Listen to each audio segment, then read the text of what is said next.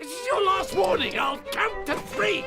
1, 2... Sorry, I didn't get that. Right, that's it. It's been a fun day. John, thankfully, is a really amenable character. Basil Fawlty is kind of the antithesis of how he's been with us today. We never thought we'd see such a thing, you know? We thought we'd see it in the flesh. Dealing with Basil, I don't think I'd envy anyone in that position. Dealing with John's been a pleasure, so it's gone well, I think. So, My favourite word in the English language. a lot of people had sent me Fawlty Towers scripts or Basil scripts, and they were always absolutely awful. But these people had an idea, and I have to say, I met them, they were all very nice, and within 20 minutes we'd written the script, because it was kind of obvious, and I looked at that and I thought, no, I think that will work, and I think it's genuinely funny. We never thought we'd ever get the chance to do it, but luckily he said yes, and here we are today shooting it. We can't believe it, really. Fawlty Towers is everyone's favourite sitcom. It's over 40 years old now, 40-year anniversary in 2015, and yet it's still right up there as the UK's #1, famous around the world as well. And Basil Fawlty is just the greatest comic creation there's ever been.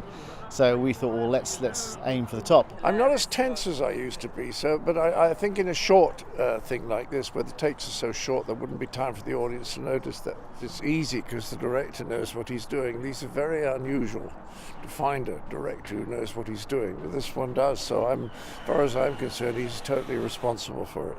Someone once said comedy is someone else's tragedy, and I think that certainly applies to Basil. Basil's always in some sort of dilemma, and as ever-escalating conflicts get in his way, and I think there's something that people relish in seeing someone else other than them in a situation where they're in trouble.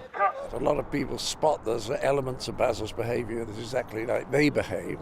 And then there are other people who I think don't want to admit that.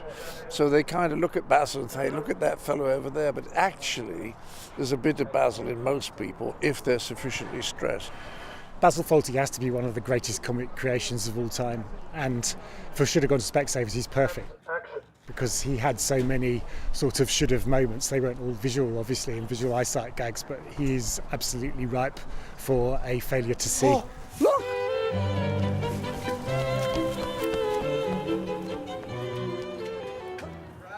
Cut. Reset, please.